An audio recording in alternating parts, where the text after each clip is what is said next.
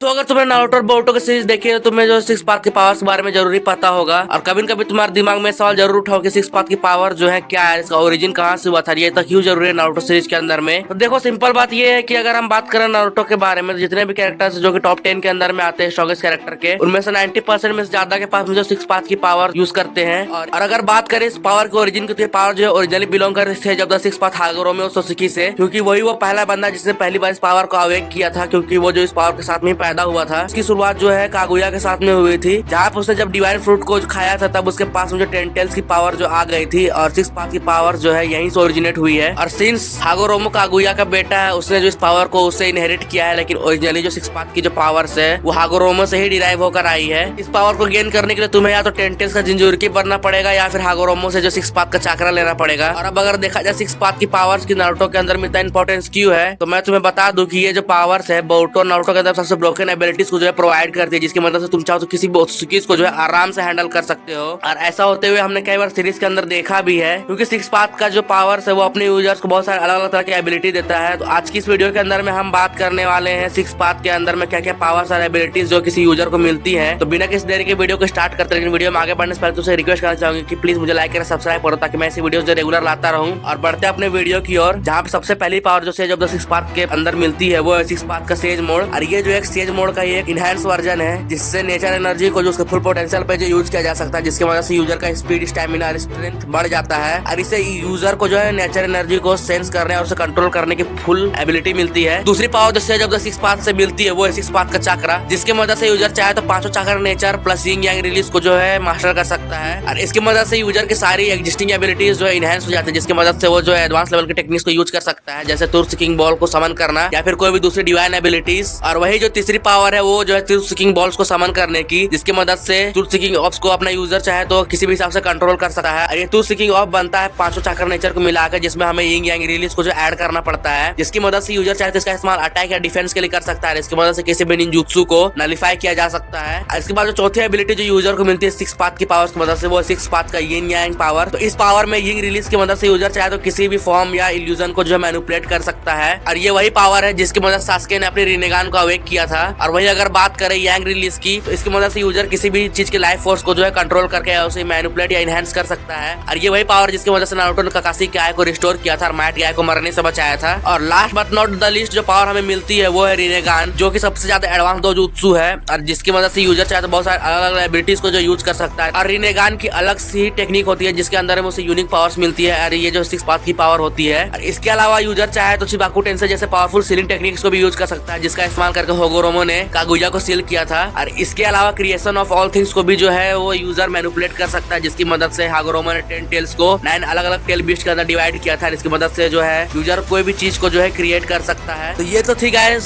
Sage of the six path की powers, और इसकी जो है बहुत सारी पावर्स जिसके बारे में हमें अभी भी नहीं पता चला है। अगर तुमने वीडियो यहाँ तक देखे तो तुम्हें वीडियो जरूर पसंद आएगी। तो अगर वीडियो पसंद आए तो वीडियो को लाइक करो, चैनल को सब्सक्राइब करो, और मैं तुम्हें मिलता हूं ब्रांड न्यू वीडियो के साथ। Thanks for watching.